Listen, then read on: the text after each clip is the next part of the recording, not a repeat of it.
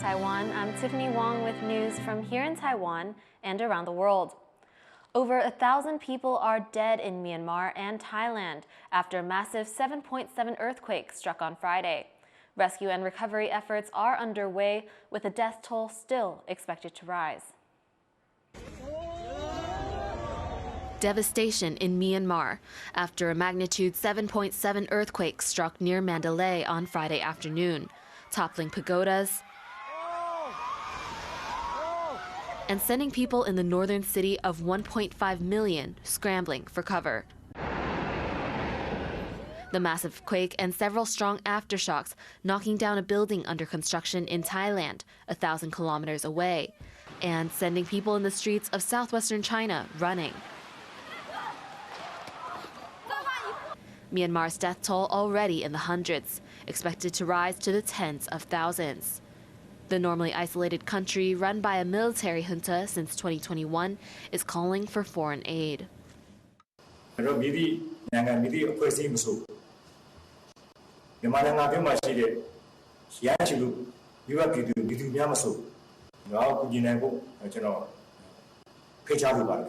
U.S. President Donald Trump confirming that the U.S. would be sending help, despite shutting down the country's global humanitarian aid office. Efforts the UN and China will also be joining. In Bangkok, attempts to rescue dozens of Thai and Burmese workers buried under the rubble of a high-rise under construction continue into the weekend. 3 people have been confirmed dead, but family and friends of those unaccounted for are still holding out hope their loved ones will emerge alive. ฝันว่าจะเจอเหตุการณ์แบบนี้ทำใจยังไม่ได้เลยเนี่ยสั่นไปทั้งตัวเลยหลานสาวด้วยนะไม่รู้จะเจออะไรภาวนาขอให้ปลอดภัยเนาะเราก็นั่งลุ้นเราทำอะไรไม่ได้ก็ลุ้นอย่างเดียวเศร้าหนาတော့ကျွန်တော်ကတော့ကျွန်တော်ဒီမှာလုံသမားတွေလည်းအကုန်ပါကိုမြန်မာပြည်သားတွေလည်းဒီမှာပါတယ်လေကျွန်တော်ဖွဲ့ရဆိုရင်ဒီကောင်မှမဟုတ်ပေမဲ့လို့ကျွန်တော်နဲ့တူလုံးလုံးနဲ့ညီကိုကိုရောက်ပါတယ်မှာသူတို့လင်မယားတွေရော And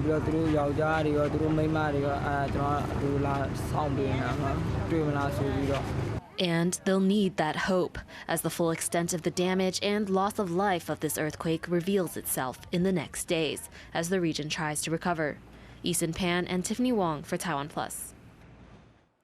Tourists returning from Thailand after the earthquake say they're relieved to be back in Taiwan. 因为我在3楼而已，但是晃的感觉比台湾还严重。然后我们是大力的摇几下就停了，可是他们那边是就是这样一直摇一直摇一直摇。At least 2 flights from Thailand arrived in Taiwan's southern city of Kaohsiung on Saturday morning. A review committee has decided not to raise electricity rates in Taiwan, which could mean large losses for the already troubled Taiwan Power Company. Cadence Quanta reports.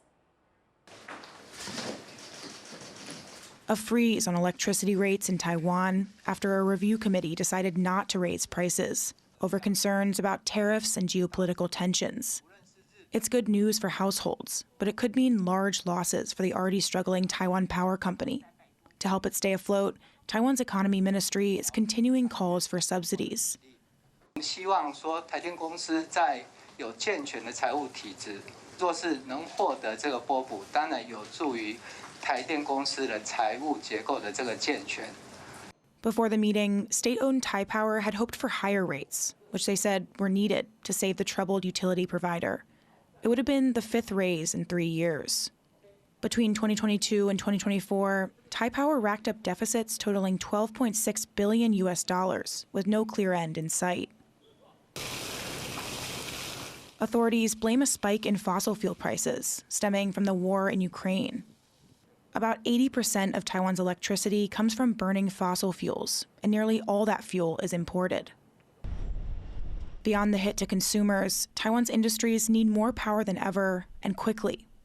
Taiwan's main industry is semiconductors. Just one semiconductor plant, also called a fab, can use as much electricity as 50,000 homes. Taiwan's largest chipmaker, TSMC, alone uses about 10% of Taiwan's electricity, and some estimates say its power needs could nearly triple over the next 5 years. The latest move means the economy ministry is again asking the legislature for a $3 billion government subsidy, funding opposition parties cut in January. 过去3年已经拨了3次，丢了3000亿进去了，涨电价涨了5次，结果台电那个洞越补越大。In a statement, Taipower said it would continue to push for government subsidies while working to stabilize electricity prices. Opposition Kuomintang lawmaker Luo Tingwei says the party is discussing next steps, but there's still no clear consensus, saying they want to solve the root of the problem rather than finding temporary solutions. With prices frozen for now, how Taipower will move forward is in the hands of these and other lawmakers within a deeply divided legislature. Andy Xue, Chris Gorin, and Cadence Caranta for TaiwanPlus. Some of Taiwan's top tech talent may have been stolen by Chinese companies. Taiwanese authorities suspect Chinese chip makers, including the major semiconductor company SMIC, used illegal shell companies to recruit Taiwan's tech talent. They say 50 workers may have been lured away for their knowledge of Taiwan's cutting-edge tech. Prosecutors say 11 Chinese companies are under investigation, and some of them operated in Taiwan under false identities, pretending to be Taiwanese or foreign firms. Key players in Taiwan's tech industry say their companies are in talks with the Trump administration about its upcoming tariffs. Executives from Taiwan's TSMC and MediaTek are at a forum hosted by the Hudson Institute think tank in Washington, D.C. The event focuses on keeping the semiconductor industry strong under U.S. President Donald Trump. Trump plans to announce reciprocal tariffs on April 2nd, which could have a major impact on the industry. While some tech leaders are questioning whether these tariffs will help the U.S., TSMC Vice President Peter Cleveland says he's optimistic a win-win situation is possible. U.S. Vice President J.D. Vance has criticized Denmark for failing to protect Greenland during a visit to a U.S. military base on the island.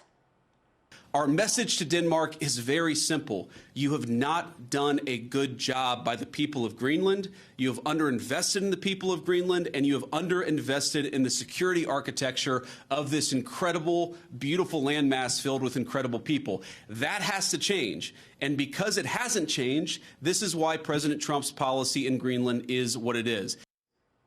Vance accused Denmark of not doing enough to address incursions from China and Russia. He announced plans to invest more in the Danish territory, but stopped short of expanding the U.S. military presence there. His visit came just hours after Greenland formed a new government coalition aimed at maintaining ties with Denmark's central government. U.S. President Donald Trump has repeatedly said he wants the resource-rich territory to come under U.S. control. China has long pursued its business interests in Africa while staying neutral in its regional conflicts. But Rwanda-backed M23 rebels fighting pro-government forces in the Democratic Republic of Congo is changing that. For the first time, Beijing has joined international criticism, accusing Rwanda of fueling the violence in the mineral-rich region. So how is China balancing its ties with both the DRC and Rwanda? Adil Brar spoke with Christian Giroud Nima from the Carnegie Endowment for International Peace to find out. Could you please briefly explain what is the conflict that's ongoing between Rwanda and DRC Congo, and what does that mean for the region?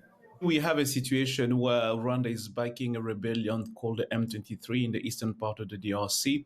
It's been starting since 2022, and it's been ongoing up till now. What you have to understand in terms of context, the first time we had the rebellion, M23, it was in 2012, and it was defeated, and it was they were sent back to either Uganda and Rwanda. Part of them were sent back to Uganda and Rwanda. And now we have a resurgence since 2022, and since then they've been constantly backed by Rwanda into the eastern part of the DRC. And now China has criticized Rwanda for backing M23 and attacking parts of DRC Congo. How do you read that comment? You know, it's very unusual for China to say what they did. It's very much aligned with China's foreign policy when it comes to countries where China really prefer to stand on international law side, mentioning the fact, for example, countries' sovereignty must be respected no matter what. And we've seen that in the case of Russia-Ukraine war, where despite China being an ally to Russia, China called out the fact that Ukraine's sovereignty must be respected and security concern over Russia must be addressed as well. So in the same context that we see here, Rwanda doesn't have security concern per se. That's why you see China mentioning clearly that the sovereignty of the DRC must be respected and calling out Rwanda's support of the M23. So this is much more aligned with China's foreign policy, and they're really trying to maintain that role into defending the international law, international order in that sense. What does this mean for China's investment in that part of Africa? Is China going to take other actions to, achieve their goal of resolving this conflict right now? And what does it mean for the investment in the region? We saw that despite that Rwanda and China calling out, Rwanda still have good testimony about China. And we've seen that in the interview that Rwanda's President Paul Kagame has given to a Twitter influencer a few weeks back, where he was really praising China's influence in Rwanda and also in the region.